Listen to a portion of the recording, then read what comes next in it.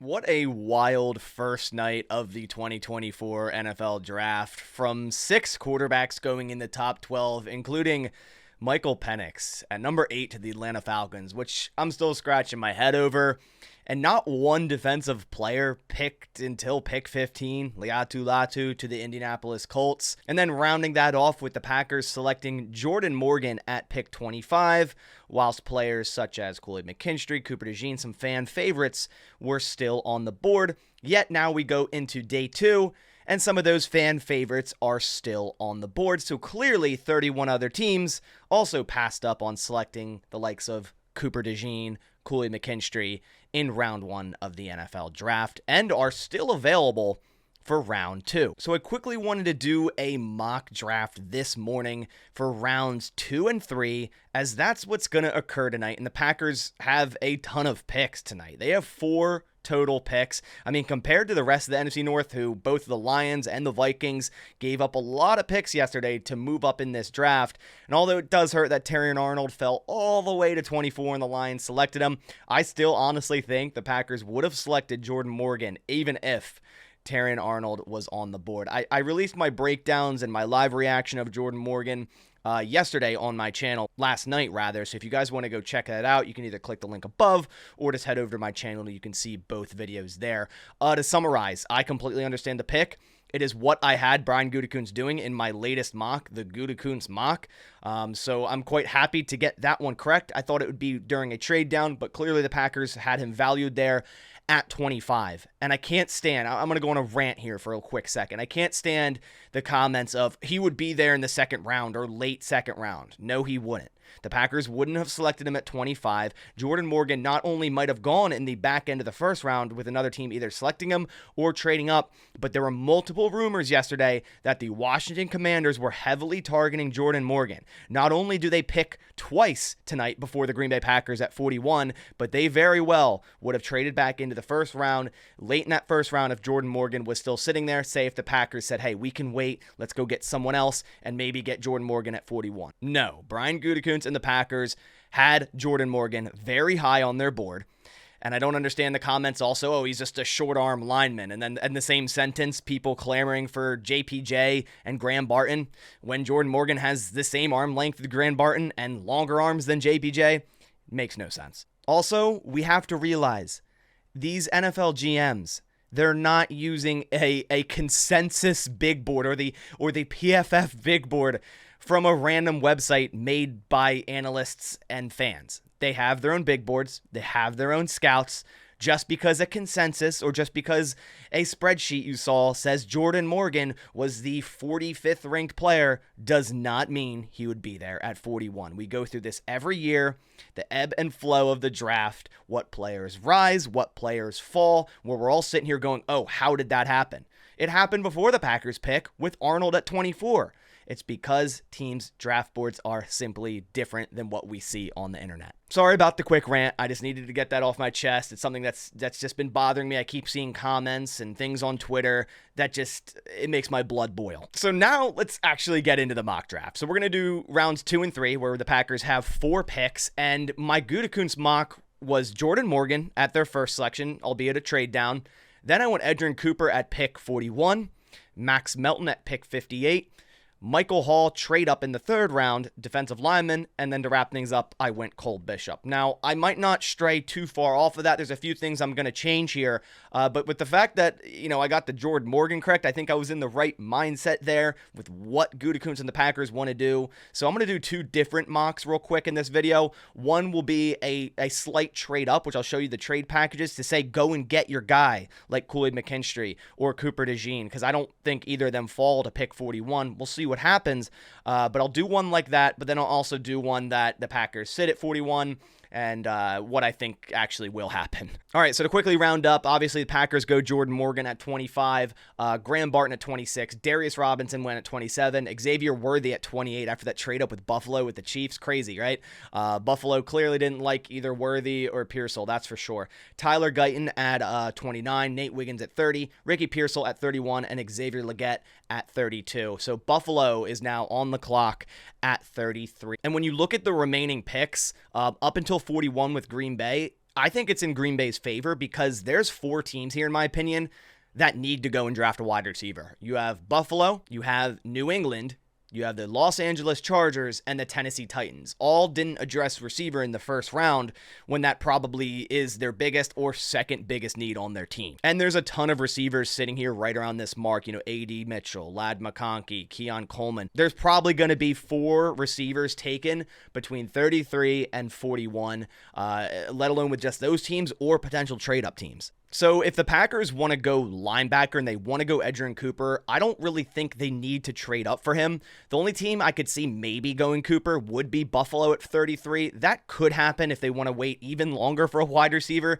They shocked us last night trading with the Chiefs and not taking a receiver, trading back yet again, not taking a receiver. So, I wouldn't say I'd be shocked if they did it yet again. Maybe they like receivers farther down on the board. But outside of that, the rest of the teams here, I don't really see them taking a linebacker.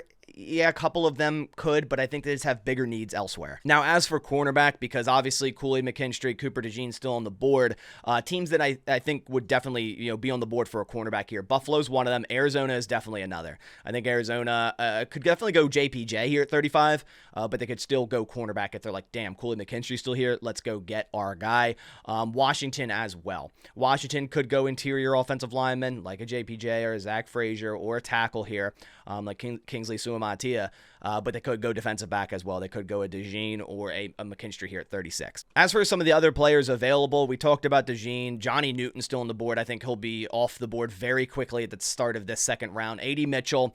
We talked about the receivers, Kool-Aid McKinstry, JPJ, Troy Franklin, Peyton Wilson, Tyler Nubin, Ladd McConkey, Zach Frazier, Sainer still, player I love, but I just don't see the Packers drafting, although I would love that pick at pick 41. Keon Coleman, Braden Fisk, Rakestraw, Javon Bullard, Chris Jenkins. There's so much talent still on this board. All right, so I quickly want to go over the trade-up possibilities for the Green Bay Packers, and I made this table via the Rich Hill trade chart on what the Packers would have to give up to move up to particular picks. If they wanted to move up to the first pick in the second round from Buffalo, they would receive their pick, 33 and 163, but they'd have to give up 41 and 91. Or they could receive just 33, but then they'd have to give up 4 picks, 41, 126, 169 and 202, but that wouldn't include any of the third rounders. So that's an option there, but I doubt the Packers give up 4 picks for 1. New England at 34, we could get 34, give up 41, 126, 169. Again, not have to touch those third rounders. Or we could get New England's 34 plus 137 for 41 and 91, including that third rounder.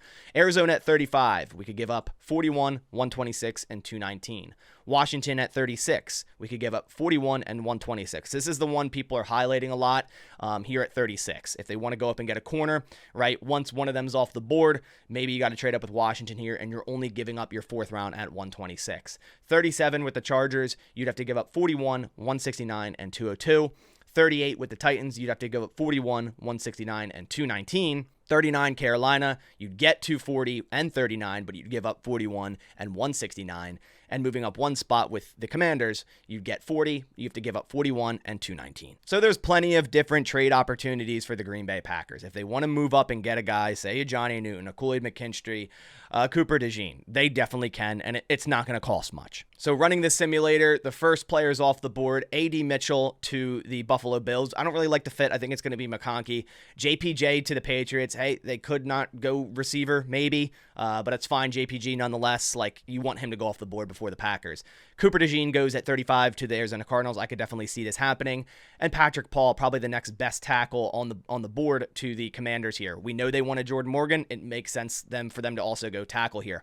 So now we're sitting with the Chargers on the clock, and I think at this point you'd probably trade up to not only jump these teams here, but to try to beat out another team that is potentially trying to trade up as well to get Kool-Aid McKinstry. And going back to that chart, to get up to 37, you'd have to give up 169 and 202. You would send that to the Los Angeles Chargers. It would be accepted, and you have your pick of Johnny Newton or Kool-Aid McKinstry. In this case, I would like Kool-Aid McKinstry. I like Johnny Newton, but if we could go Jordan Morgan in the first and then a very, very slight trade up and get Kool-Aid McKinstry, who had a first-round grade for a lot of people. Obviously, the foot issue probably is what dropped him a little bit. I don't have a worry for that. He could play in any scheme. He's one of the smartest cornerbacks in this draft class. 73 58.1 passer rating allowed last year, 57.9 passer rating the year before. Good against the run, good in man coverage, good in zone coverage, physical, can play press. Not the greatest athlete. I think he's around like a mid 7.5 RAS, but I think would work for the Packers heavily in this Jeff Hafley defense. Some inside-outside versatility. As much as we love Cooper DeJean, right, I think Kool-Aid just fits this defense better. So that's why I kind of just waited. And if Cooper DeJean's off the board first, trade up for Kool-Aid and vice versa, right? So we're going to trade up here at 37 and select Kool-Aid McKinstry, cornerback out of Alabama. So then we're on the board at pick 58. Some of the players available, Blake Corum, Jaden Hicks. Jaden Hicks would definitely be an option here at 58. He's a player I have on my top 25 list that may be drafted by the Green Bay Packers, and he fits that box safety role. He's also 69th on the consensus, so he should be available at 58. Again, that's with an asterisk over it. We also have Jonah Ellis, Karan Amagaji. We just got, Jordan Morgan who can play tackle. I don't think the Packers would double dip there right away. Braswell, you have Edgerrin Cooper available in this mock simulator. I think he goes earlier than 58. I think he's 45 on the consensus. Again, he could fall a little bit, right? That can happen. I think he's the first linebacker taken, and he very well could be the Packers pick at 41 or trade up a couple picks like we just did and Edgerrin Cooper, which is probably what we're going to do in the second version iteration of this mock draft. So the player I'm going to go here that just makes more sense for this pick, because I'm trying to keep this realistic, and I don't think Cooper's going to be available for the taking at 58, is Marshawn Kneeland, edge from Western Michigan. The Packers met with him.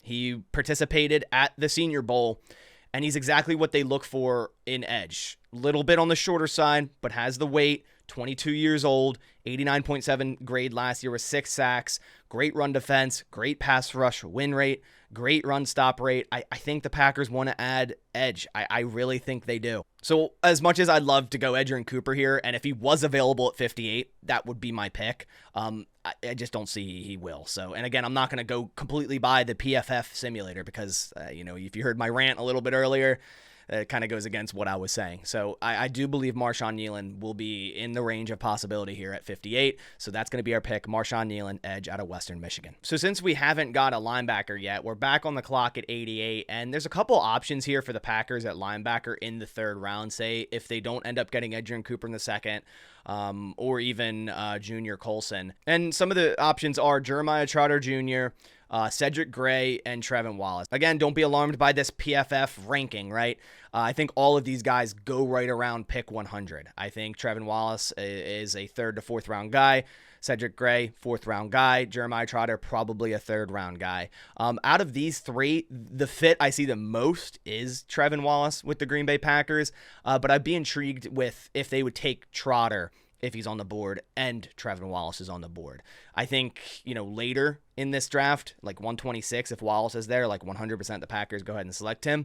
But I'm very intrigued by Jeremiah Trotter, not the prototypical linebacker that the Packers may draft, but very smart, very high IQ. Obviously has football blood with his father being a great linebacker in the NFL. Still only 21 years old. A little bit undersized, like I said, on the short side, 230 pounds, but still is a decent athlete. A little bit of a missed tackle issue last year, but I think fits right into the Mike. And that's what the Packers need. They need a Mike linebacker. And if they miss out on Cooper, which wouldn't be their Mike anyways, and miss out on Junior Colson, who's also a Mike option there, I think Jeremiah Trotter might be an option here. So we're going to go Jeremiah Trotter Jr. at 88, linebacker out of Clemson. Here on this pick, I think we're going to address safety, and it's probably going to be the same as my next mock draft I do really quickly after this one, and Cole Bishop. And I think he could go before 91. I think the Packers could take him at 88. I think the Packers could also try to trade up maybe. He's ranked higher, in my opinion, than all these guys on here. Than Vaki, Tyke Smith, Cameron Kinchins, and DTD. As much as I love DTD, I have more around that 100 to 110 range. Cole Bishop is honestly in that 80 to 90 range, maybe even 75 in my opinion, and fits the bill for the Packers as a box safety. He was in my Gutekunst mock, so I'm going to keep him in this one as well. Great athlete, 21 and a half years old, has the size, perfect, prototypical box safety, and that's what the Packers need. So at 91 to finish out this first mock draft, we're going Cole Bishop, safety out of Utah. All right, so to quickly go over this one before we dive into the next mock draft I do quickly, obviously we go Jordan Morgan at pick 25. That much has happened. In this scenario, we wanted to see what a trade-up would look like and how the rest of the draft may fall. And we traded up with the Los Angeles Chargers, giving up a 5th round and a 6th round.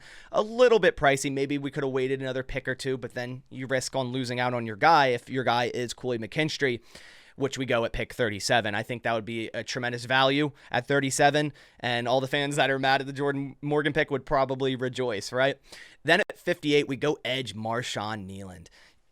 If Cooper's on the board there, which I don't believe, they're going to go Edgerrin Cooper, but Marshawn Kneeland is another player that I have linked to the Packers plenty. Him and Austin Booker, the two edge guys, kind of in this range where it's like, hey, that guy looks like a Green Bay Packer. So we went Marshawn Kneeland here at 58. Then at 88 is more of like a potential pick here. Do I think the Packers are going to go Jeremiah Trotter Jr.? Probably not, but I'm still intrigued about him, and I'm still wondering, like, if they're at 88 and they haven't got a linebacker yet, and Trotter, Wallace, and Gray are all on the board, would they go Trotter over Wallace and Gray? I think he's the better of the three in terms of what the Packers need at Mike, but it really depends. Then we go Cole Bishop. Don't care about the grade. This guy is ranked here. He might even go before 91 and fits right into box safety for the Green Bay Packers. All right, so now we got to dive into what I think's going to happen, and it's not going to differ too much from my Gutekunst mock. And as much as I want them to trade up and go after a Kool-Aid McKinstry or Cooper DeJean, I'm not necessarily sure they're gonna. And before we do that, I want to give a shout out to today's video sponsor, and that is Sleeper. And right now on Sleeper, you can get a first-time deposit match with code BASS, B-A-S, up to $500. And also thank you to Sleeper. I'm still giving away this signed Lucas Van Ness jersey, Packers first-round draft selection last year. It's a great time to give this away. To enter the giveaway, simply go down in the description, download Sleeper, make a first-time deposit with code BASS, get that deposit matched, and be entered in the giveaway. I'm announcing the winner on May 1st on my community tab on YouTube. Sleeper is an awesome fantasy sports app where you can choose higher or lower on a specific stat among a multitude of different players and sports. Choose between 2 to 8 players to make your picks and get up to 100x payouts. Picks can be made in 30 seconds or less. Sleeper is a very clean and easy app to use. So again, link down in the description, code BASS, B-A-S, to get a first-time deposit match and be entered in the giveaway. Again, thank you to Sleeper for sponsoring this video.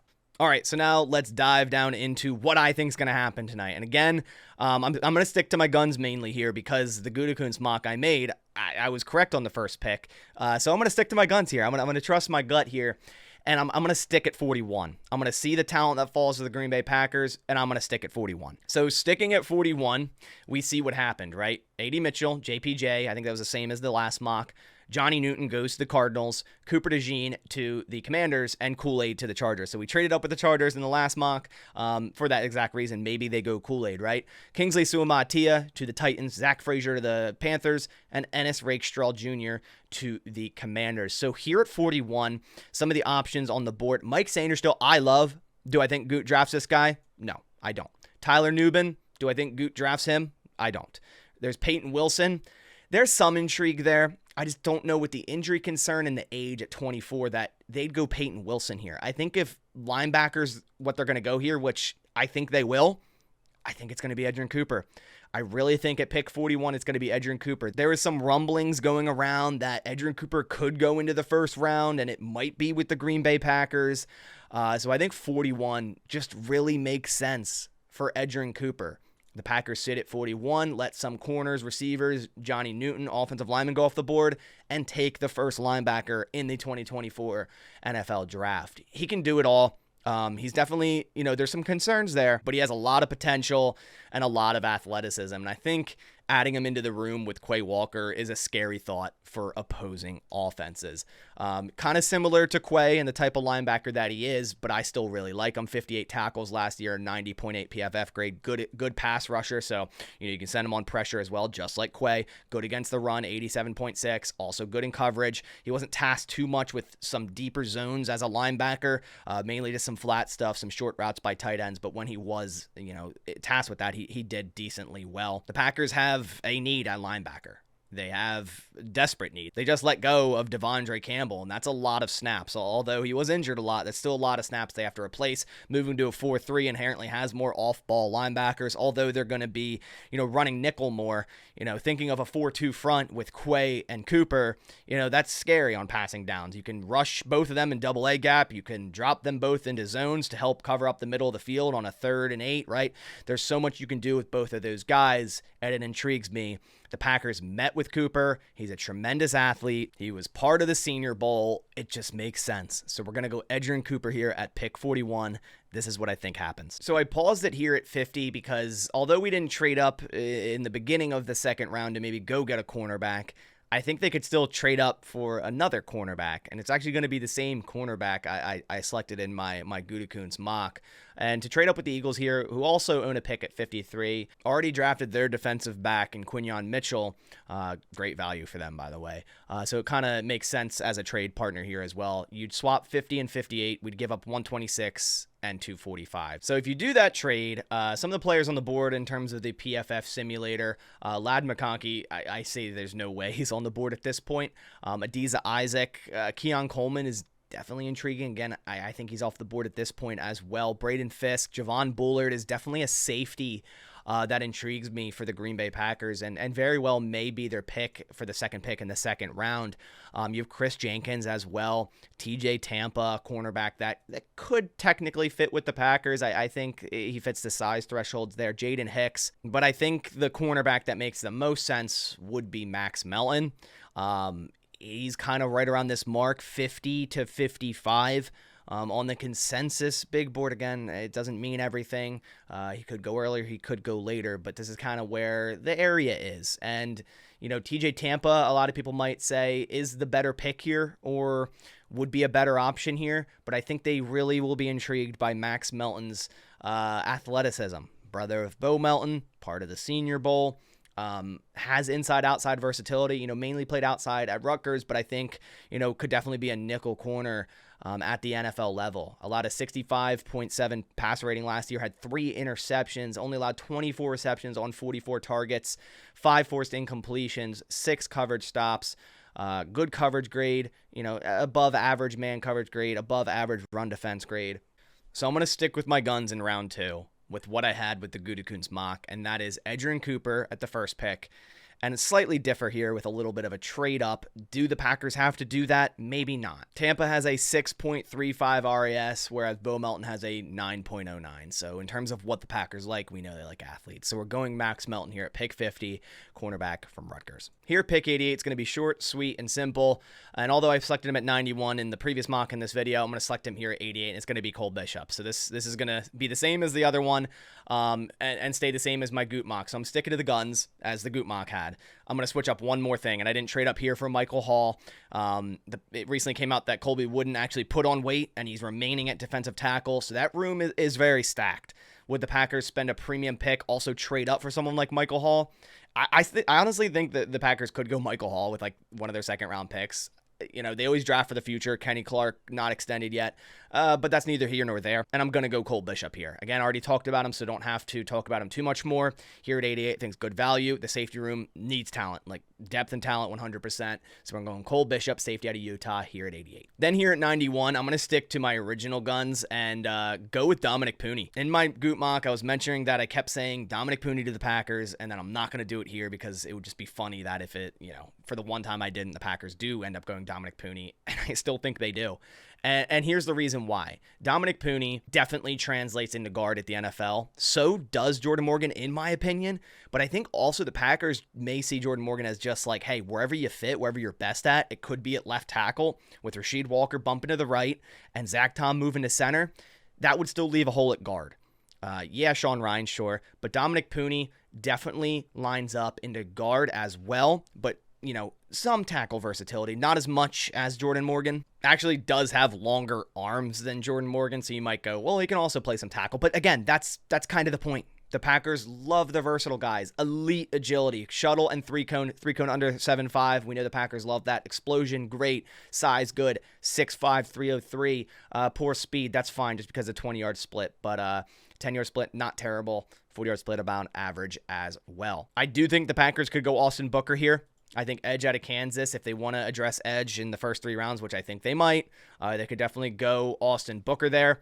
But outside of that, outside of the 2 Kansas guys, that's kind of where I see it, right? And I'm going to go Dominic Pooney, tackle/guard, out of Kansas, hasn't allowed a sack in the last 2 seasons, here at 91 to finish up this mock. All right, so to quickly go over what I think is going to happen tonight, and I mainly stuck by my guns. The only difference here is I didn't trade up for Michael Hall. That's something that when I look back on it, I was like, will the Packers actually do that? And then the Colby Wooden news came out, and I'm like, you know what? I'm going to go back on that, and here's my chance to do so. So I'm gonna stick with my guns with everything else. I was right up to this point. Sure, I had to trade down from Morgan, but still the first pick of the Packers was Jordan Morgan. Then I go Edgerrin Cooper at 41. I think they're sitting pretty there for the guy that they want. That's Edgerrin Cooper. Sure, we'd all want them to trade up and grab a corner. I get it. Do I see it more likely that they do trade up for a corner? No. I put it more likely that they don't, but it still could happen. I'm not going to say it's not going to happen. But if I was a betting man, Edgerrin Cooper at 41. Then we're going Max Melton on a slight trade up. Would they have to trade up here? It's debatable. It depends how the cornerback room is looking, draft board's looking at this point.